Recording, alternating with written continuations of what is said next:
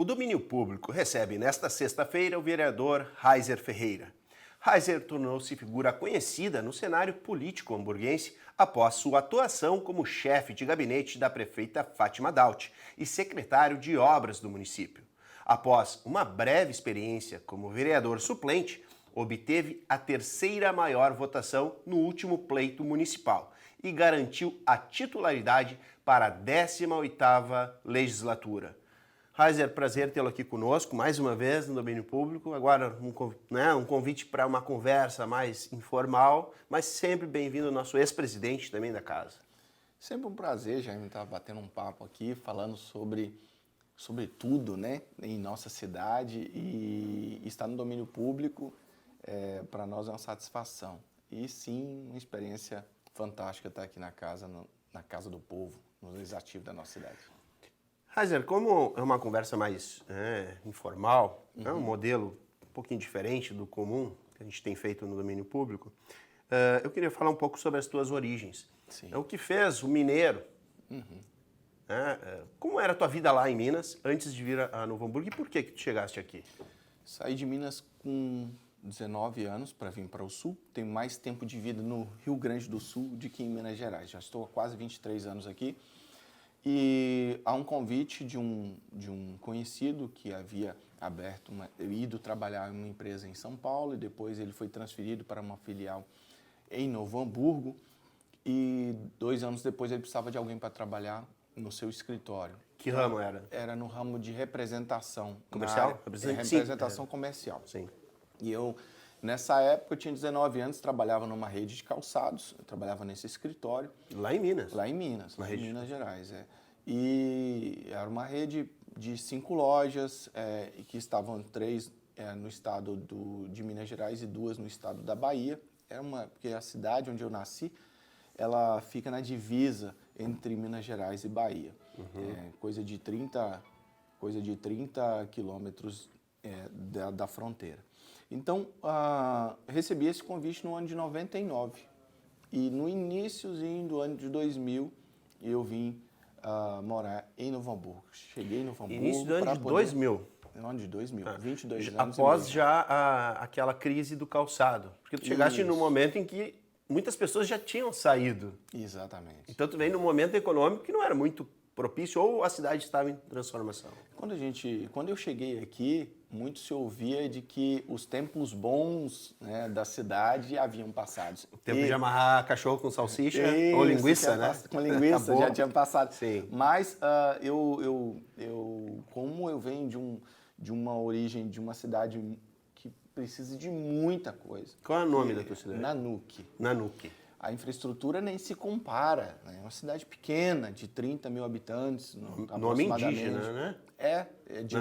Nanuque é um nome indígena, porque ali, há anos passados, 50, 60 anos atrás, a cidade tinha uma tribo de índios, por nome de Nak-Nuk. Então, quando depois essa foi se transformando em uma vila, e depois dessa vila a coisa foi se tornando uma cidade, logo que a cidade foi emancipada, ela em homenagem, em homenagem à tribo, fizeram uma junção e ajustaram para Nanuque. Sim. Não é um nome muito comum de cidade. Não, não. Ainda mais em Minas, né? A gente diferente. tem costume de Santos. Né? É verdade. Mas foi assim, minha chegada foi assim. Trabalhei nessa empresa por 3 anos, 3, 4 anos aproximadamente. Um pouco tempo depois, eu abri minha própria empresa e comecei a trabalhar também no ramo de representante comercial aqui. Com menos de 25 anos, tu já era empresário? 3, 4 anos depois, sei lá, 23 anos. Já empresariando. Já. Uma idade em que a gurizada está fazendo tanta coisa diferente, né? É verdade. Fez festa e tu já era empresário na época. Sim. A gente teve uma caminhada muito boa, interessante aqui no estado e também nós chegamos a ter filiais no Paraná, em Santa Catarina e aqui também no estado, em todo o estado do Rio Grande do Sul. Chegamos a ter cerca de 90 representantes dentro da nossa representada, né? Então isso foi um momento importante, me estabeleceu aqui, aqui onde eu casei, onde eu tive os meus filhos. É uma cidade que eu sou apaixonado, Novo Hamburgo. Sim, Raizer, antes de falarmos sobre família, tem uma questão que eu acho que em Nanuque era um pouco diferente, a questão de clima. Ah, com certeza. Né? Então tu chega aqui no sul, Aham. um jovem, 19 anos, e te depara com um frio. Um frio que provavelmente não Terrível. acontecia na tia cidade. Né? Como é também essa questão de adaptação para quem vem de fora? Eu lembro que uma vez eu tenho tios e tias e primos que moram nos Estados Unidos e uma vez eles me deram um sobretudo. Aí eu ganhei aquele sobretudo e falei assim, onde é que eu vou usar isso, né? Quando gela, né? Quando gela aqui na Nuke, dá 20 graus, gelou.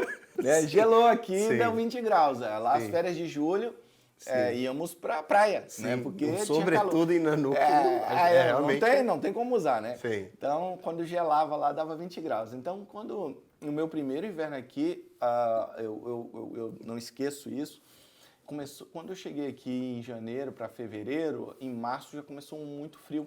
Sim. E logo depois começaram a falar que ia ser o pior inverno dos últimos 40 anos, mas tinha que ser bem no ano que eu cheguei, né? Sim. E tu trouxe o sobretudo? Naquela época eu trouxe. Sim, pelo menos já veio armado. Já veio armado, mas...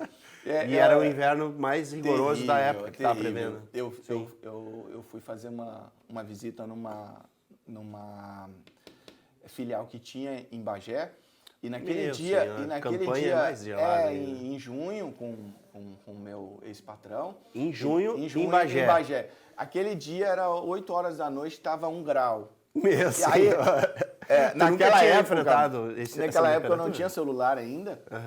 E aí eu andava com ficha ou com cartão para poder ligar para a família, né? Eu dava notícia de tudo, né? Era uma alegria poder dar uma notícia de que eu estava num lugar que estava 1 grau, né? Sim, e quase na fronteira também, né? Na fronteira do Brasil. Essas foram as notícias. Aí eu lembro que eu desci no hotel, tinha um orelhão pro lado de fora do hotel ali, na Santa Tecla, Santa Tecla ali em Bagé. Tecla, sim. E aí eu liguei para os meus pais e falei assim, ó, eu tô numa cidade que tá 1 grau agora e eu tô a 200 quilômetros da fronteira com o Uruguai, né? Então, logo assim, em seguida a Ceguá, né? A Ceguá ali, né? Bem menos, né? Então, assim, para mim foi uma novidade espantosa.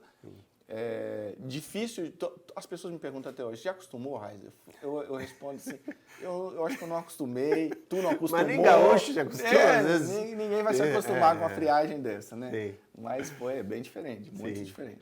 E essa tua experiência, né, chegando lá em Bagé, em fronteira, também é conhecer o Brasil, né? Porque tu veio de uma região, né, centro-oeste e mais ao norte, mais ao nordeste, né? Ao nordeste, Então, conhecer também ainda, jovem, o Brasil com as suas dimensões. E tão próximo. Chegaste aí no Uruguai? Sim. Ali nesse momento, chegaste? Naquela época não. Eu tive outras oportunidades. Eu tenho muitos amigos ali no Uruguai. Eu conheço bastante o país. Né? É um país pequeno, menor que o estado do Rio Grande do Sul. Sim. E já tive muitas oportunidades de viajar por ali com alguns amigos. País maravilhoso, pessoas queridas e muito legal. Mas viver como representante comercial me deu a capacidade de conhecer não só o estado do Rio Grande do Sul, de 497 municípios, eu acho que eu conheço 400. Puxa vida! 400 municípios aqui, porque não existe lugar no estado que eu não tenha passado, pelo menos, por conta das regiões, né? Isso, das regiões que a gente acabava abrindo região de venda e aí estipulava um vendedor para estar trabalhando ali, um representante. Isso me fez conhecer bastante o estado do Rio Grande do Sul. Bom, e aí, estabelecido aqui, tu te casa com uma gaúcha? Não, com uma mineira. Tu trouxe de lá? Trabalhava na loja comigo. Ela trabalhava no caixa da loja que tinha uma boutique de moda. Isso lá em Minas, Eu trabalhava no escritório central e ela trabalhava no caixa e também no escritório da loja, que era uma boutique. Loja maravilhosa, né? Uma loja com 20 mulheres, 20 funcionárias e uma loja de roupa feminina. E aí ela trabalhava no caixa e com o escritório também. A gente começou a namorar só em setembro do ano de 99 e em janeiro ou fevereiro eu vim. Em fevereiro eu estava chegando aqui. e em junho nós já estávamos casados. Um namoro curto e que eu acho que nem ela acreditava que ia durar tanto. Nós estamos aí juntos há 23 anos. Mas 22, 23 anos. Tu era ainda, vou retomando essa questão, né, da tua jovem, questão de ser jovem, 20, quantos anos tu casaste? 19, eu casei com 20 anos. 20 anos. 20 anos. Ou seja, casado desde então e ainda já é empresário. O que houve? Por que acelerou tanto? Porque em um período... Mesmo, a gente fala de casos mais antigos, de pessoas que eram mais antigas, que tinham talvez uma necessidade de assumir responsabilidades mais cedo. Mas tu é de uma época, né, tu inclusive é mais novo do que eu, que não era tão importante assim, não tão necessário. O que acelerou esse período de maturação teu? Porque em 20 anos, já casado, já empresário, já independente. Eu, na verdade, alguns processos na minha vida eu atropelei. Eu sempre fui muito agoniado para poder conseguir conquistar as coisas. Com 13 anos eu já trabalhava, eu declarava para as pessoas que com 18 anos eu queria aposentar, que eu queria trabalhar esses 5 anos, Sim. criar uma renda suficiente para poder não precisar mais trabalhar para as pessoas. Com 13 anos eu falava isso. Tu já pensava nisso? Já pensava nisso, Sim. que eu queria ter minha liberdade financeira e queria trabalhar e conquistar as coisas sem precisar depender ou criar esse, entre aspas, na minha cabeça ficava esse passivo. Eu não posso ser um peso para os meus pais, eu tenho que ser produtivo, né? Meu guarda-roupa gerar minha renda. Gerar minha renda. Meu guarda-roupa era cheio de fotos de casas e carros e isso ainda pulsa de ter coisas, mas não que essas coisas me dominem, mas ter e conquistar. Entendi. A boa normal. ambição. Isso. A prosperidade. Exatamente. E aí, comecei com 13 anos e aí, até 17, 18 anos, aí eu vi que as coisas não iam ser tão fáceis assim, né? Depois de alguns anos a gente percebe e vai amadurecendo. Não é tão simples assim, Sim, né? sim. Mas o que aconteceu? Eu recebi essa proposta para vir para cá, para o Sul, e eu pensei, poxa, minha chance. No Sul eu só assistia na TV, quando nevava em Gramado, quando tinha uma história que aconteceu em alguma coisa aqui em Porto Alegre ou na região aqui do Sul. Foi quando a gente enxergava. Eu vim de uma família muito simples e de uma família que não tinha capacidade de, naquele momento, bancar para mim uma faculdade, que a faculdade ficava em Belo Horizonte. 680 quilômetros da cidade onde eu nasci. Puxa vida. Aí, ou eu vou para lá e moro, e vou morar numa república, aí eu tenho que pagar os estudos. Então, havia um distanciamento gigantesco entre eu conseguir passar na Universidade Federal, por conta de não ter cursinhos na minha cidade, para eu poder me aprimorar nisso, e também, talvez, não ter condição financeira no momento, até para poder entrar no cursinho. Então, eu concluí o 2º grau e fiquei ali, né? Trabalhando no comércio, era o que tem na cidade, é trabalhar no comércio. Uma cidade com 30 mil pessoas, tu com 13 anos já imaginando o futuro, quer dizer, é um pouco complicado, né, de conseguir te entender nesse período, porque tu era de uma cidade pequena. Sim, muito pequena. E com 13 anos tu já almejava, né, esse progresso, essa prosperidade. Né, e aí tu, com 19 anos, 2º grau completo e... Cheguei. Uma oportunidade para mudar e agora? de cidade, que eu faço? para mudar de ambiente, para poder crescer. E eu venho de uma veia dessa de conquista e de vender desde muito cedo. Com 13 eu ajudei minha mãe numa livraria. Com 14 eu já comecei a fazer venda de queijo e iogurte porta a porta na casa das pessoas. Tirava a encomenda, batia na porta, conversava, explicava o que eu tinha. Depois eu voltava em casa, buscava de bicicleta e entregava na casa das pessoas. No final de semana eu passava para cobrar. Então, eu montei uma logística e atendia meu bairro e os bairros vizinhos ali com 14, 15 anos de idade. Então, quando eu tive essa oportunidade de vir para o Sul, eu falei assim, a minha chance de chegar lá, adquirir um estudo, melhorar meu padrão de vida e conquistar o que eu espero. Então, isso foi o que me impulsionou para poder chegar no Sul. E nunca na minha vida, em todos esses anos, pensava em me estabelecer com uma carreira política. Não tinha ideia de que isso ia acontecer. Próxima... De que isso ia acontecer. Realmente tu antecipa as coisas, né? Embora não tenha nenhum formatado, nada aqui, né? Tá tudo na minha cabeça, óbvio, né? A ideia era saber exatamente quando houve esse despertar político. Sim. Né? Mas tudo bem, vamos... Quando eu cheguei, eu fui criado numa... uma raiz cristã, né? Meus avós são fundadores da primeira igreja batista na cidade onde eu nasci. Também líderes de congregação numa vila onde eles moravam lá na fazenda. Eu sou a primeira geração, meus pais é a primeira geração que não moram na roça, que vieram morar na cidade, né? E aí, por essa criação, quando eu cheguei aqui, eu logo procurei congregar em uma igreja, né? Procurar uma igreja que eu me identificasse para poder aprender da palavra de Deus, para poder também ter essa relação com as pessoas. E nessa experiência eu comecei a me envolver em projetos sociais, em ajudar pessoas, e a gente sempre fez isso. A Igreja Batista daqui. Aqui não foi a Batista, nesse momento foi a Igreja Sara Nossa Terra. É uma igreja que eu conheci e logo me apaixonei e comecei a trabalhar com eles ali. E nesse momento, a gente participava de festas que eram para arrecadação social, para a gente conseguir juntar dinheiro para poder montar cestas básicas, para poder daqui a pouco ajudar uma pessoa que estava enferma no hospital, precisando de fralda, de remédio, tudo. E sempre a gente via que tinha uma dificuldade, sempre há essa dificuldade, até porque o poder público a gente entende, com o caminhar, com o passar do tempo, que tem limitações, né? Tem um tempo de espera, mas nós somos necessitados da velocidade para resolver. Tu é um inquieto, né? Por natureza. Muito. Eu me cobro muito isso. Eu acordo de manhã, me cobro e falo assim, o que você vai fazer hoje? Olha agendas, eu costumo dizer para as gurias, acho que dá para gente ir ali no gabinete, eu falo assim, meu Deus, quando eu pego um feriado que minha agenda só está preenchida a metade do dia, eu já me acho que eu sou um vagabundo. Tá faltando coisa ali, não feriado, né? Eu me cobro muito disso, né? Mas, voltando ao assunto, aí a gente sempre, de certa forma, buscava o poder público ou buscava uma autoridade no legislativo para falar assim, a gente precisa de um conselho, a gente precisa de um caminho, o que a gente faz para ajudar essa família, para ajudar aquela comunidade, como é que a gente chega? Em 2013, eu era um cara que sentava do sofá e reclamava muito. Entendi. Não presta, não sei o quê, fulano não faz nada, por que esse cara não faz isso? Né?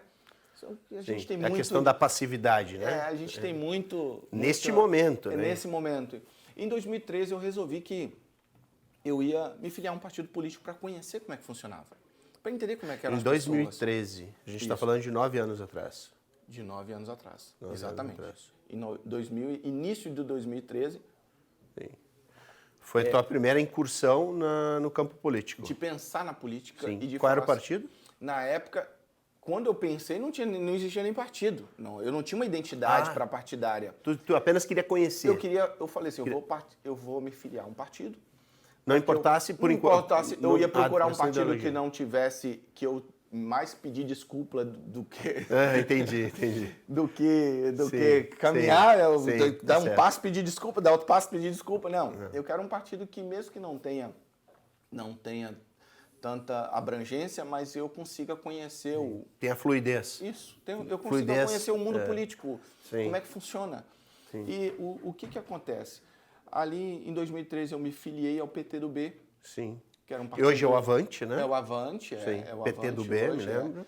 Que era um partido que eu procurei informações em Minas, até porque eu não tinha ligação política com ninguém aqui no Vale dos Sinos, no Rio Grande do Sul, nada, zero.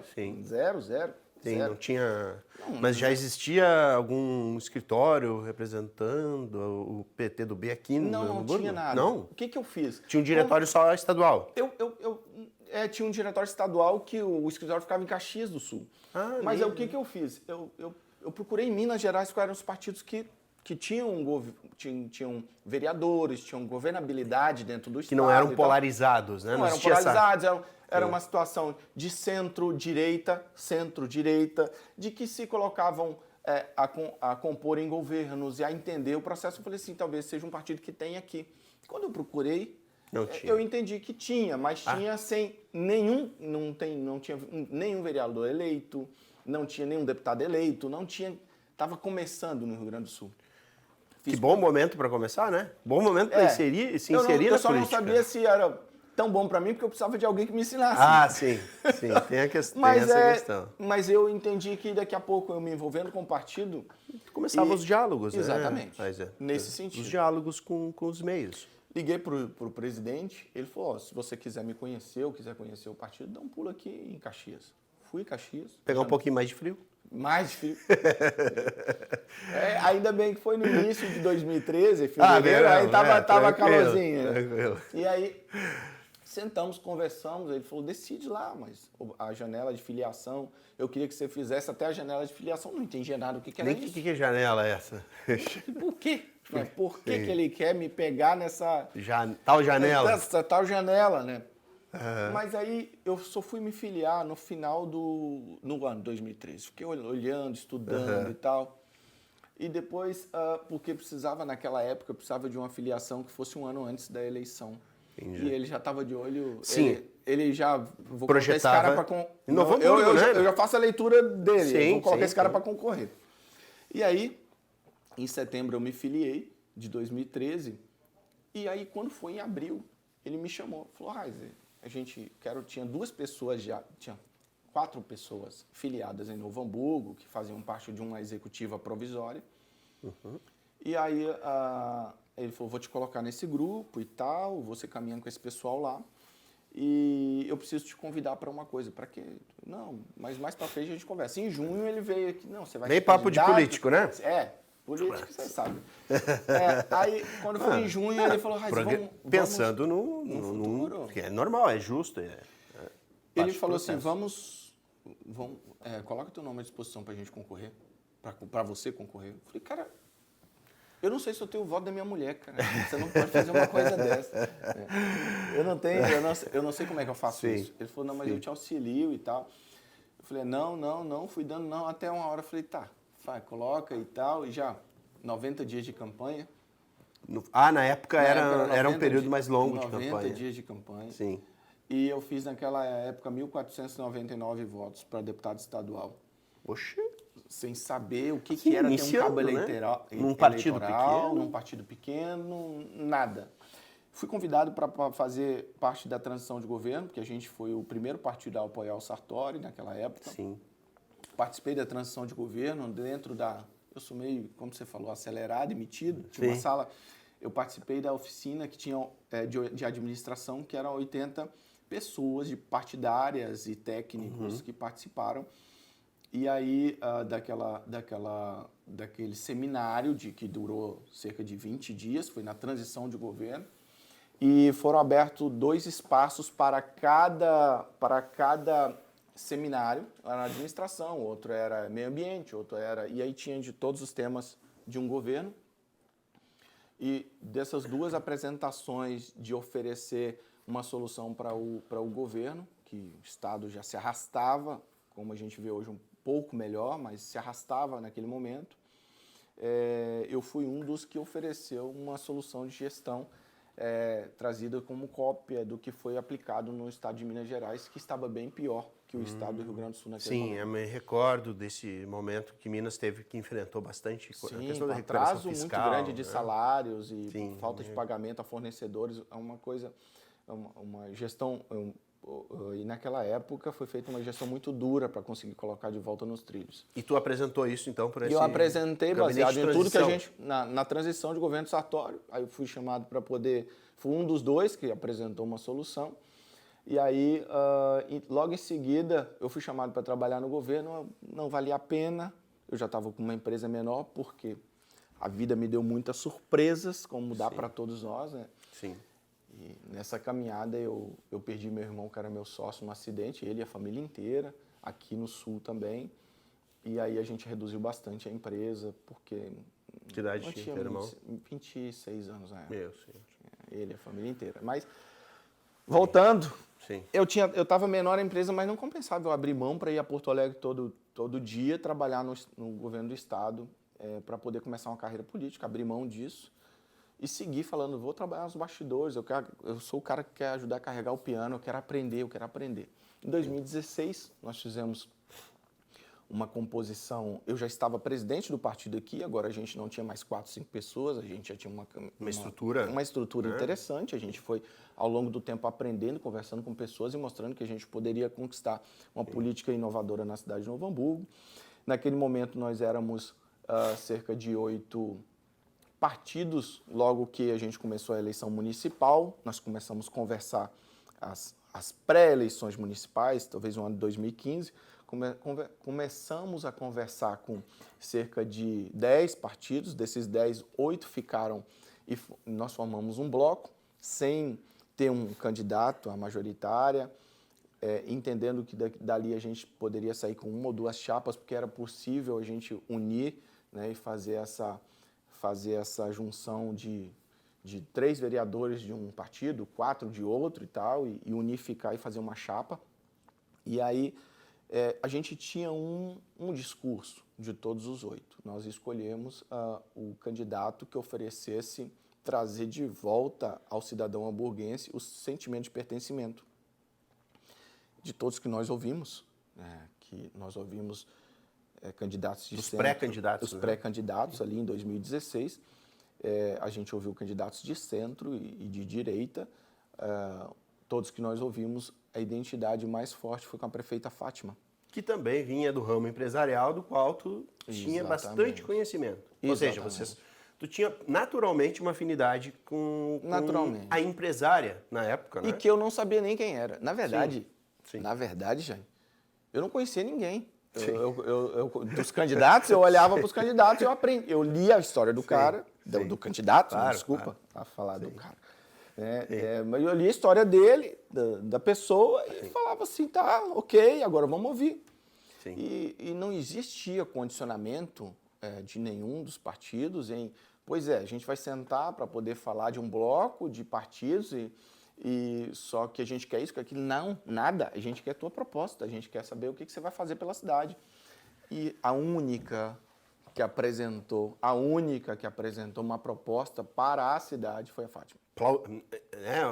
Não foi uma proposta plausível, foi a única Foi proposta. a única e que me agradou muito porque falou exatamente aquilo que nós estávamos conversando há muito tempo, há quase um ano caminhando juntos. Então tu não conhecia ela, não tinha nenhuma... Primeiro contato meu com a prefeita Fátima foi nessa primeira reunião de apresentação dos partidos com uma pré-candidata. Sim. Naquele momento eu já tinha decidido quem ia ser meu candidato, porque ela foi a última a gente ouvir, né? E os demais não tinha nada a oferecer. Já fatiavam o governo sem sequer ter passado pela eleição.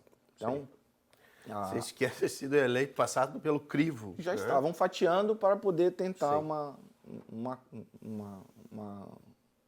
ganhar a eleição com um grupo de partidos. Então, o que aconteceu ali? Eu já tinha decidido, desses 8 ficaram 5, 3 tomaram decisões diferentes. Um partido foi para o PP, os outros 2 partidos foram para o MDB, por acreditar em candidaturas e deixaram de lado a questão de acreditar na proposta que a gente tinha sentado para conversar na época e acreditar em candidaturas. É uma escolha de cada um.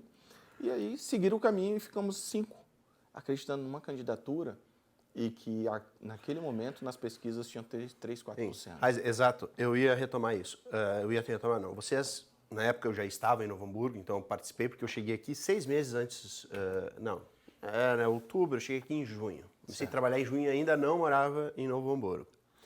E eu me recordo muito bem, porque eu entrevistei todos os candidatos a prefeito aqui de Novo Hamburgo, pelo programa. E, inclusive o Leonardo Rolf estava nesse pleito, e vocês eram considerados azarões. Por quê? Justamente vocês, um partido apoiando, né, o PSDB na época, que não tinha assim uma tradição porque aqui sempre elegeu o PDT, o PT e o MDB. São os partidos mais fortes aqui de Novo Hamburgo, pelo menos naquela época. E vocês estavam correndo por fora. Então, como é que vocês acreditavam num processo, né, como é que era isso? Né? Tu pensar assim, nossa candidatura é viável? E se ela emplacar? E agora? A gente costumava dizer que quando a gente tinha que fazer um bandeiraço, a gente tinha que juntar todo mundo, os gatos, cachorros, todo mundo, e juntava todo mundo e dava uma Kombi. Todos os partidos, mais o PSDB, e tudo dava uma Kombi, né? Sim. Nós tínhamos uma quantidade de pessoas muito pequenas comparado a qualquer tipo de outra campanha que estava na rua posta. Sim. Mas existia uma coisa que eu acredito no ser humano que supera qualquer outra que possa existir, que é a vontade. O grupo, em 100% dele, tinha 100% de vontade de eleger a Fátima. Até que não era uma política tradicional, mas esse ela ponto, se que filiou, não era política. Ela se filiou no último dia da Sim. janela. Né? Sim. E ela não queria ser Ou candidata. seja, um partido não tradicional com uma pessoa que não era nada política. E todo mundo falava para nós que a gente tinha feito a escolha errada porque não ia dar tempo de vender uma candidata que não era conhecida no meio político. Não era conhecida no meio político, era conhecida só da alta sociedade e que a gente não ia pisar no barro com ela e tal. E tudo isso foi colocado por terra porque sim. logo depois aí a gente... Eu me impressionei quando entrevistei a Fátima, eu fiquei impressionado. Né, na época foram 2 pessoas, eu até confidenciei isso, agora posso falar também, porque ela não vai não vai participar de novo pleito. Então, tanto ela quanto o Leonardo foram 2 pessoas que me impressionaram muito naquele momento. Né? E eu disse no passado que a Fátima foi a que mais tinha me impressionado nessa conversa, porque eu conversei com todos eles, todos os candidatos naquele pleito. Então ela foi uma pessoa que me marcou bastante. Né? Isso eu não tinha falado ainda em público, isso vai ficar gravado, obviamente, tenho noção disso, mas foi a pessoa que mais me impactou naquele momento. A gente passou por muitas dificuldades durante a campanha. A escolha em si, nós ficamos em 5 partidos e a gente sabia do nosso tamanho. Mas a gente acreditava no que a gente estava vendendo. É um enorme desafio, né? A gente acreditava no que a gente estava vendendo e no que a gente queria para a cidade. E a gente acreditava que a cidade precisava de um governo diferente e, mostrado isso, foi provado nas urnas. Por quê? Porque nós caminhávamos numa situação de degradação cada vez mais constante da nossa cidade. O último governo, de 2000 até 2016, deixou a cidade aos cacos. Isso não é visto só por mim, até mesmo pelo partido que elegeu o último prefeito. Ninguém é a favor da forma que ele fez a administração da cidade. Nós precisamos de uma renovação, nós precisamos de alguém que tivesse um olhar de gostar da cidade, de a paixão pela cidade, de trazer essa vontade do cidadão ter orgulho. Sabe uma das coisas, Jaime, que quando chegam os parentes para vir aqui, os parentes de Minas, vem gente de São Paulo, eu tive o prazer No verão. No inverno ninguém se coloca a vir. Ninguém se coloca a vir. Quando vem quer ir a Gramado, é para ir lá ver o Natal. Eu vou em dezembro que o sol tá rachando. Bem quente, né? Bem quente. Né? Mas o que acontece? A gente não tinha nada para poder levar as pessoas em Novo Hamburgo. Falava de ir numa praça, eu levava em Campo Bom. E eu não estava no meio político. Quando chegava aqui para visitar, para ficar, sei lá, 10 dias com a gente, 20 dias... fechado, Floresta Imperial... Não existia. Né? Aí você queria uma praça moderna, coisa assim, você saía, ou ia a Porto Alegre, ou vinha em Campo Bom, levava para poder passear. 2 irmãos, né? Então...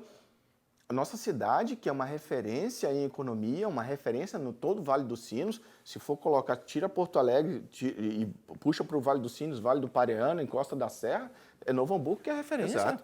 É Novo Hamburgo a referência. E esse sentimento de pertencimento foi deixado para trás por más administrações que aconteceram.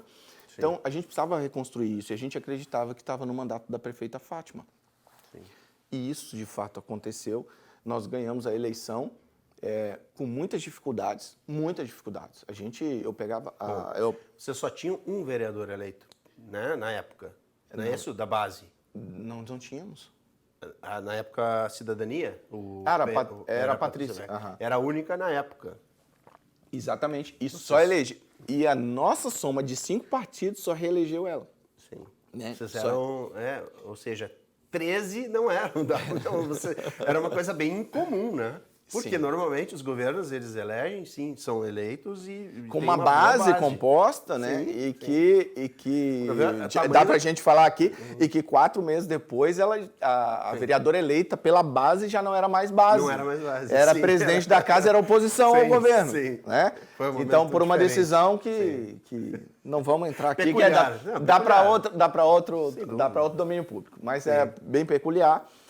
e não Mas vem eu na não nossa posso ser conversa. o mediador, porque eu, na época, fui coordenador de comunicação da Patrícia, mas fiz meu trabalho como servidor público. Sim, claro. Mas tudo bem, isso aí são coisas que passaram. Mas a gente tínhamos 14 vereadores depois de ganhar essa eleição, mas que 4 meses depois nós não tínhamos nenhum vereador eleito, mesmo que eleito de base de um governo. Sim. Então, construir toda essa relação de mostrar que nós queremos uma mudança para a cidade, de encaminhar projetos pensando no futuro da cidade e do melhoramento, sem ter um vereador eleito de base ou que fosse eleito e agora se colocado como oposição, foi uma ginástica enorme para poder ter como conduzir o legislativo e, ao mesmo tempo, conduzir o executivo. Né, Raiza? Exigia mudança. Exigia mudança. Então, você sem base para propor essa mudança. Mas, claro que o vereador ele não é só uma figura de oposição por oposição. Ele pensa na cidade. Sim, então, em algum momento, teve projetos, eu me lembro que alguns projetos, muitas vezes, o que era realmente a oposição votou a favorável, porque entendia que isso beneficia a cidade. Exatamente. O vereador não é um opositor, ele é um contestador no sentido de propor parlamento, parlare, falar, dialogar, pensar nas propostas para a cidade. Então, eu me lembro que vocês tinham algumas dificuldades, mas acabavam emplacando. A gente não teve nenhum projeto que encaminhamos à Casa Legislativa, à Câmara de Vereadores, que foi reprovado. Porque sempre existiu o diálogo e sempre mostrou o motivo pelo que está sendo feito e a proposta para o município que a gente está levando. Então, funcionou muito bem como chefe de gabinete que eu... Só dizendo um pouco antes... Vamos voltar a isso. Eu ia também retomar isso. Eu fiquei surpreso... eu fiquei surpreso porque é o seguinte... eu e a prefeita Fátima, nós nos conhecemos nessa primeira conversa. Sim. E quando decidimos e começaram as campanhas, eu acredito que eu fui o primeiro a ligar para ela e falar assim, amanhã eu já tenho um café da manhã para nós sairmos e eu estou passando na tua casa para te pegar.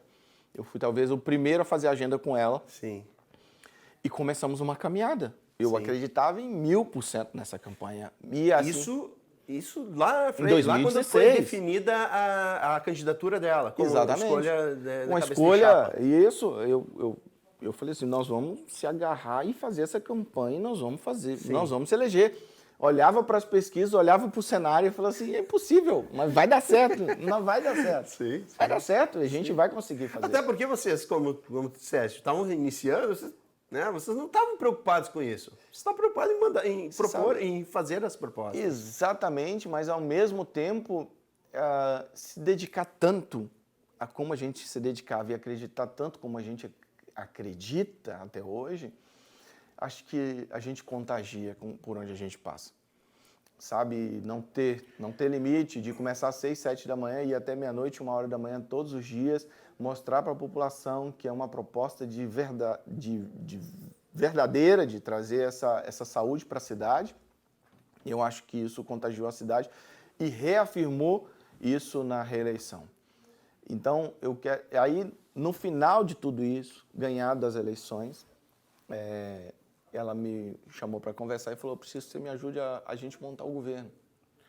E a partir da eleição, ela já fez esse primeiro contato contigo, dizendo, te quero na minha equipe. Uma semana depois de eleita, ela não me convidou para a equipe ainda. Ela só falou assim, você pode ficar comigo mais um tempo? Sim. Para que a gente possa fazer algumas agendas e montar o governo? Alinhar. Claro, porque não existia combinado... prévio? Não existia. Ela falou assim, se nós loteamento. ganharmos a eleição, não tinha, zero. Sim. Eu prometo a vocês, caso vocês queiram, a partir de capacidade de entrega, vocês vão participar do governo comigo, mas eu não vou fazer nenhum tipo de proposta antes de ter o governo. Exato. Eu vou montar um governo, ter a liberdade para montar o governo que eu quero montar. Então, você pode me acompanhar em algumas agendas, mas claro, eu lembro que a nossa primeira agenda foi sentar com a Caixa Econômica Federal, nós fizemos um almoço lá na Galeteria de Itália e foi para poder a gente acertar um contrato de 150 milhões que já estava vencido. Do Banco Mundial? Não era nem um bid ainda. Era um outro contrato que era sobre fazermos as nossas redes pluviais, os tratamentos, tá? Sim. E já estava perdido E aí, a partir da prefeita eleita, eles falaram assim, a gente acredita e a gente vai abrir mais prazo se caso você aceitar cumprir as normativas. Entendi. Eu Senão participei já ia- dessa primeira... Não, já ia embora Já ia os perder. 150 milhões. Então, aí o que acontece? Participei dessa primeira reunião e a partir disso eu fiquei 60 dias participando de reuniões Sim. com ela. E conversando com o Jaime, conversando com o Antes de tomarem. Antes de Antes tomar... de tomar posse. De tomar né? posse. Sim. E assim, o engraçado, gente, participei também da construção do projeto, que foi o primeiro projeto mandado para a Câmara de Reforma Administrativa, com corte de cargos. Sim. E participei de tudo isso, mas eu não tinha recebido um convite. Sim. Eu vi ela conversar com o secretário de Segurança, a gente conversar com o secretário de Administração, conversar com... E assim se montou um governo, e aí eu vi no organograma, não sobrou nada, né? Sim, sim. Eu não vou ser convidado para o governo, mas está tudo certo. Eu acho que eu fiz a minha parte, tem minha empresa, eu vou tocar minhas coisas, eu vou viver minha vida e tal. E ali pelo dia 10, 15 de dezembro, quase perto do Natal, ela me ligou e falou, você pode vir aqui em casa e a gente conversar? Claro, vou dar um pulo aí. Eu falei, eu queria te convidar para você assumir a chefia de gabinete. Fiquei muito surpreso, impressionado. Pela confiança, né, no organograma que a gente tinha montado. A chefia de gabinete é o segundo maior... Sim, muita maior. gente acha simplesmente que a chefia de gabinete, por não Cuida ter a de uma- palavra secretário, não Parece tem que a só cuida da representação. agenda. E tem uma grande representação, não a menor dúvida. Porque o E a articulador coordenação, político, e a coordenação de todo o tem governo. comunicação, quer Tudo, dizer, a tudo tá ligado. procuradoria, está tudo envolvido, quer dizer, é o primeiro-ministro. Exatamente, Mais é o ou primeiro-ministro. menos isso. Então eu fiquei muito satisfeito pelo convite, prometi dar o meu melhor, a gente começou uma caminhada aí e assim... 2 anos, né? Fiquei 2 anos, 1 ano e 8 meses ali. Secretário de Obras. E, 1 ano e 8 meses, 1 ano e 11 meses, assumi dia 5 de novembro de 2018 a Secretaria de Obras, então fiquei 1 ano e 11 meses ali na chefia de gabinete e depois assumi a Secretaria de Obras, mas continuava com uma relação muito intensa com todo o governo, com toda a estrutura do governo. Né? Sim. Nós temos um pouco limitado o nosso tempo, né? A gente foi longe, né? É, E eu falo mas- muito já. Mas é mais por tuas demandas, né? Sim. Mas eu queria, antes de partir para as considerações finais, não sei se a gente pode, estamos abreviando, porque eu teria mais Sim, tempo, claro, né? Mas claro.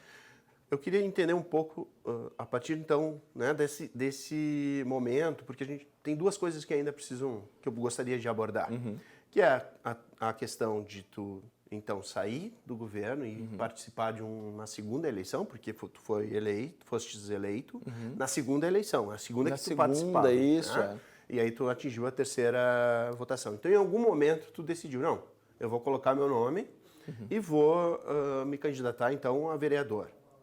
Depois, um segundo momento, a partir de agora, quais são as tuas ambições? Então, eu gostaria que tu abordasse essas 2 questões, Certo. né? Quer dizer, as tuas ambições políticas. Certo. Jaime, eu trabalho e falo isso desde quando eu sentei a primeira vez lá na cadeira como chefe de gabinete, que a gente determina as coisas como missão. Sim. Eu não vim da estrutura política, eu vim da iniciativa privada, sempre corri atrás de ter as minhas coisas a partir da minha atividade privada. Depois de constituído, fiz de tudo para ser o melhor chefe de gabinete possível, com um gabinete aberto, recebendo a comunidade, fazendo tudo que fosse necessário para poder o governo funcionar. Com o secretário de obras, a gente executou todas as obras que estavam encravadas há mais de 5, 10 anos ali. Tem obras que estão saindo agora, que está desde 2011, que eu participei de todos os destravamentos dessas obras, principalmente nas questões burocráticas. A questão de Lomba Grande, né? Que foi uma obra gigantesca, vamos dizer assim. Não? Sim. Aquela... Foram, as pessoas lembram muito da obra do centro, mas eu vou dar um exemplo o que se passava ali. Eu quase não dormia por conta de que, quando estava acontecendo a obra do centro, eu tinha simultaneamente mais 39 obras. 39 obras acontecendo.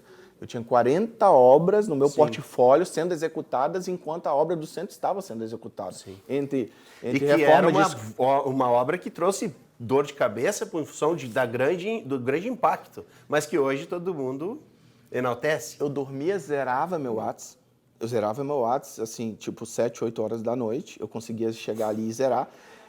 E eu precisava descansar um pouco, sim, e desligava. Não é que eu ia dormir essa hora. Eu desligava o WhatsApp. Para poder 6 horas da manhã eu ligava. Higienizada mental. Existia dias que eu amanhecia com 1000 mensagens. Meu senhor. 1000 mensagens, assim, de chegar assim e juntar. Então o chefe de gabinete era mais tranquilo do que... Muito mais. do que secretário. Muito mais, devido também às suas preocupações, mas é porque era a comunidade do São José querendo saber por que a casa na frente da casa dele não conseguia acessar com o carro.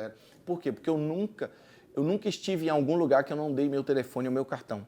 Meu Sim. celular pessoal. E isso fez com que eu precisava que essas pessoas se entendessem que o poder público está perto delas. Sim. E que o que elas precisassem de mim, elas podiam me acessar. Não ia falar com um assessor meu ou um estagiário, coisa, não. Fala direto comigo, nós vamos resolver o problema. Então, fazer isso com 40 obras caminhando, era gente da Lomba Grande, era gente do São José, era gente da Canudos, era gente de tudo quanto é lugar, ao mesmo tempo procurando uma solução para o problema que a obra causou para ele. Então, mas tudo isso serviu de muita experiência, né? Serviu de muita experiência nessa caminhada. Como você mesmo falou, eu concorri a essa eleição em 2016 a vereador e fiz 572 votos. A primeira? Então, a primeira eleição. Sim. Essa eleição agora que eu fui eleito em 2020, eu fiz 2.646 votos, fui o terceiro mais votado do município, como você mesmo já disse. Mas o mais votado do teu partido, óbvio. Mais votado do partido e mais que elegeu a maior bancada. E elegeu a maior bancada, que são 4 vereadores hoje na Casa Legislativa, na Câmara de Vereadores. Quando eu estava ali como secretário, eu entendi que existia uma missão que precisava passar pela minha vida. Era ter a experiência do Legislativo. Eu precisava carregar essa experiência. Eu tinha a experiência, mas vivida em paralelo. Eu nunca vivi essa experiência como de fato estou vivendo hoje. Eu vivi essa experiência vivendo no gabinete dos vereadores, conversando com os vereadores, apresentando projetos, mostrando para eles o que era importante para a cidade, mas não votando a interlocução, né? Fazendo a interlocução entre o executivo e o legislativo. Exatamente. Sendo a ponte que unia esse trabalho, porque a Constituição diz que nós devemos ser independentes, mas harmônicos. Nós precisamos entender que nós trabalhamos para uma comunidade. Nós estamos aqui para poder ver quem faz mais ou quem faz menos. Como os governos, tanto legislativo e executivo, conseguem ser harmônicos ao ponto de devolver isso em resultado para a comunidade. Então, a partir de então, quando eu vim para cá, eu falei assim, eu queria poder ter a experiência de ser o presidente. E já no primeiro ano, do meu primeiro ano de mandato, no primeiro ano da legislatura, eu... Que é bem comum, né? Na verdade, eu não tenho registro de algo. Eu acho que eu sou o primeiro eleito de primeiro ano de mandato. Sim, né? Como presidente da casa. Claro, eu tive... a gente está falando, sei lá, de quantos anos, mas na história recente não há nenhum caso semelhante. E que é o desafio maior, não? Ainda maior. Né? A gente tinha... pelo menos falado de bastidor, tinha 4 ou 5 candidaturas e eu conversei com todos e a gente acabou tendo nessa eleição uma unanimidade, os 14 vereadores, 13, né, vamos dizer assim, eu votar em mim não conta muito, né? Mas 13 vereadores Sim. apoiando a nossa Sim. presidência no ano 2021 e que Sim. nós também transformamos essa presidência, quando a gente chegou com o objetivo de fazer uma presidência mais democrática possível, participativa com todos os vereadores, transparência total, poder envolver todo mundo no processo legislativo e também na governança da casa e trazer para o legislativo a informação de que a gente pode fazer a casa funcionar e economizar muito com o orçamento que a gente tinha. E o último orçamento, dentro das economias que foram feitas nessa casa, o maior orçamento que foi economizado foi na época do secretário Nasso, secretário. Na época, antes presidente da Câmara, Nasso Luciano, que ele economizou 4 milhões e 300 e nós superamos essa marca em mais de 3 milhões. Né? Nós economizamos no ano de 2021 7 milhões e 200, encaminhando muitas demandas na saúde. Então, vivi esse processo, estou vivendo o processo de legislativo, em atender a comunidade, de ter sido presidente o ano passado, de ser um interlocutor e líder do governo no exato momento. de construir soluções para não só para mim como vereador, para a comunidade, mas também... Que é um período desafiador, isso, né? exatamente, de tudo Período recomeçando, de as Covid, coisas... de recessão. Quer dizer... Exatamente. E também criar os caminhos para que a gente possa construir junto com os vereadores aqui na casa, junto ao Executivo. Então, a gente tem vivido esse processo e sim, eu penso sim, Jaime, em uma carreira política em voar voos mais altos. Sim. Não para esse ano 2022. É o teu perfil também, né? Não. Esse é o teu perfil. Tu demonstra que tu tem essa ambição, como eu falei lá no início, a boa ambição, no sentido de que tu é um incomodado, não é acomodado. Tu é incomodado, tu queres ver as coisas andando. Né? Então isso é o teu motor, é o que te anima, o que te faz buscar, né, novos desafios. Eu sou um apoiador gigantesco do governo da prefeita Fátima, mas sou um crítico muito grande, até mesmo com nós do governo, das entregas do poder público. Sabe por quê, Jaime? O poder público, não importa se municipal, estadual, federal, ele é magnífico em cobrar, em taxar, em buscar, em cobrar o cidadão. Eficiente, obrigado pela palavra. Eficiente. Eficiente demais. Sim. Mas talvez a palavra péssimo não seria a que eu deveria usar. Não seria apropriada, mas é muito ruim. É limitado nas muito ruim na capacidade de entregar. Enfim. Sabe? Quando vence um boleto hoje, amanhã já tem o juro. Mas se o buraco da minha casa não for tapado hoje, não vai ser talvez amanhã, mas vai ser daqui 2 meses, daqui 3 meses. Essa capacidade de tempo de resposta é diferente. É muito ruim. E eu cobrava isso muito quando eu estava na chefia de gabinete, os processos eu colocava debaixo do braço e ia em cada secretário. Não, nós precisamos fazer. Como quando eu estava secretário de obras, eu fazia a mesma coisa. Eu chamava a gurizada e falava, não, nós vamos fazer plantão esse final de semana. Como assim plantão? Não existe isso, nós vamos trabalhar sábado. Nós vamos trabalhar no carnaval de 2019. Eu coloquei todo mundo para trabalhar, nós vamos trabalhar e cuidar das estradas da Lomba Grande. Antes de chegar o inverno, para que as estradas estivessem bem.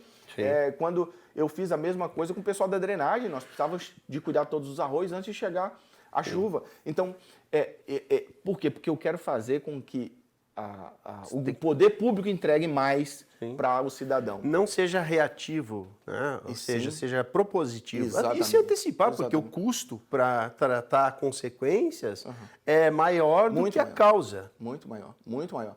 Então, eu vejo que a gente já melhorou muito, muitos processos. Demorava para aprovar uma empresa 400 dias de análise, né, para poder aprovar uma empresa e liberar um alvará. Hoje nós estamos falando aí de 10 minutos, dependendo qual é a situação, 10 minutos, 1 hora, né?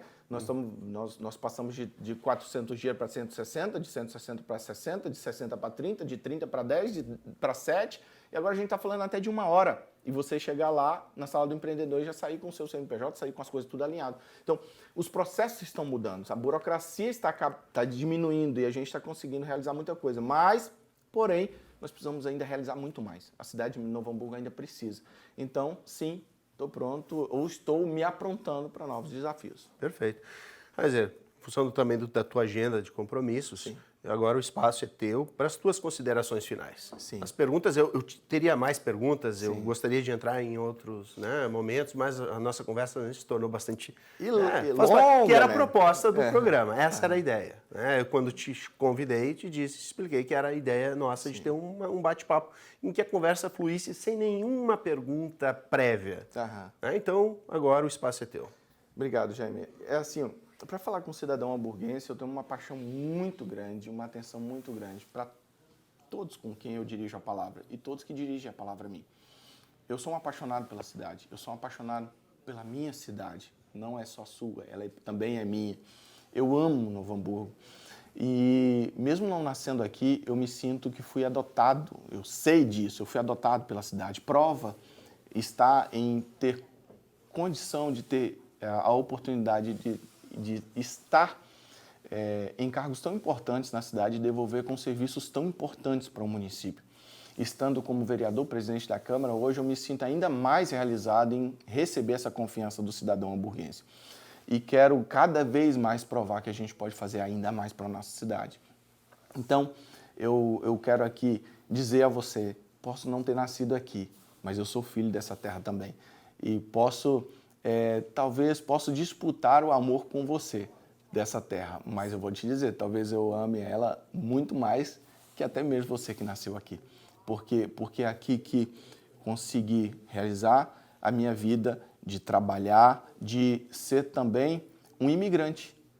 É uma terra feita por imigrantes, como diz o nosso hino da cidade. E também me recebeu aqui onde meus filhos nasceram, um nasceu no Hospital Geral, outro no antigo São Rafael, hoje é no Hospital da Unimed, e que eu tenho uma alegria muito grande de ter casado aqui, ter casa aqui, ter meus filhos aqui e saber que essa é a cidade que eu escolhi para viver e que me abraçou para poder morar e também realizar tudo aquilo que eu esperava da minha vida. Então, eu quero dizer para você que me sinto realizado na cidade de Novo Hamburgo e coloco sempre à disposição o meu gabinete, a minha vida, a minha história de vida, a minha família, para poder servir a cidade, servir você, cidadão hamburguense. Muito obrigado mesmo pela oportunidade. E faço questão de dizer, não vou decepcionar. Estou aqui para trabalhar pela nossa cidade. Obrigado, vereador Reiser. E o programa de hoje se encerra por aqui. Agradecemos a gentileza pela participação do vereador Reiser Ferreira. E o programa é reprisado às terças e quintas-feiras em nossa programação.